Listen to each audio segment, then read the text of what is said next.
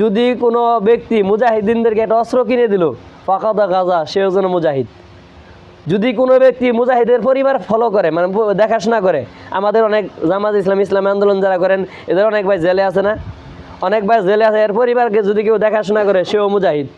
পরিবারের দেখাশোনা করা, তাদেরকে জেলে নিয়ে, জেলখানায় গিয়ে তার সাথে দেখা করা, তার জামিনের ব্যবস্থা করা, তার ক্ষেত্রে অর্থ ব্যয় করা, এগুলো সবই জিহাদের কাজ।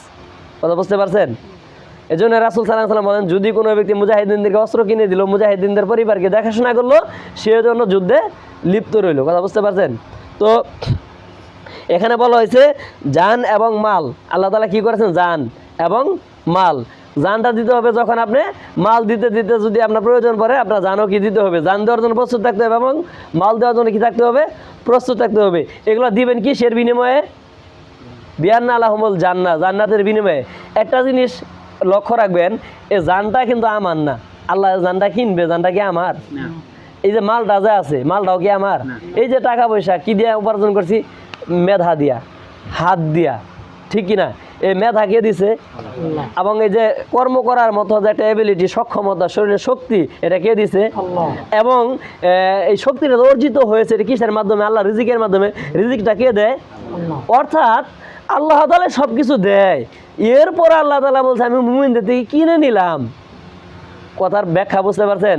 এই ভাই আমার কাছে মোবাইলটা আমাকে দিয়ে দিছে, মোবাইলটা কিন্তু তারই, কিন্তু সে আমার কাছে কিনা নিল, তাহলে আমি তাকে কি বলবো?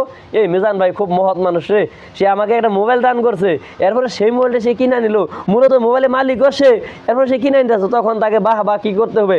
বেশি থেকে বেশি দিতে হবে। ঠিক তেমনিভাবে আল্লাহ তাআলা আমাদেরকে জীবন দিল, এই টাকা পয়সা অর্জন করার মতো শক্তি দিল, মেধা দিল, বুদ্ধি দিল। এরপর আল্লাহ তাআলা বলতেছে আমি তোমাদের থেকে জান্নাত কিনে নিয়েছি, কিসের বিনিময়ে?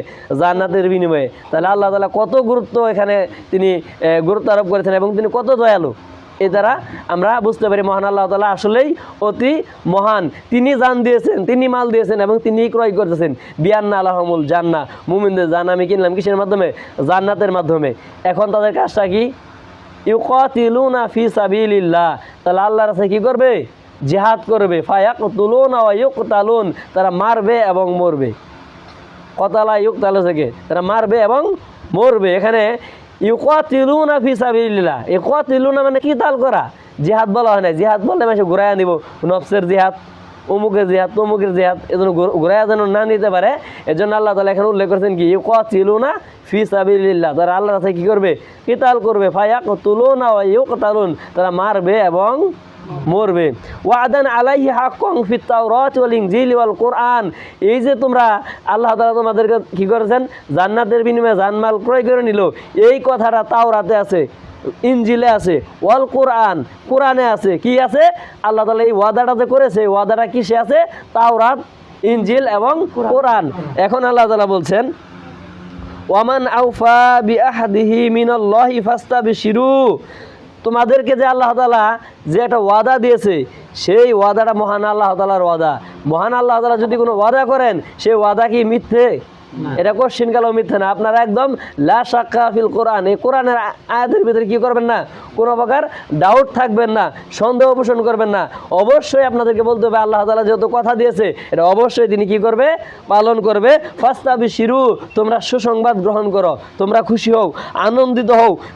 বিবাইকুমুল্লাযী বায়াতুম বিহি, তোমরা যে মহান আল্লাহ তাআলার নিকট যে বায়াতটা করেছো, যে ব্যবসাটা করেছো, এই ব্যবসা করার জন্য তোমরা কি হও?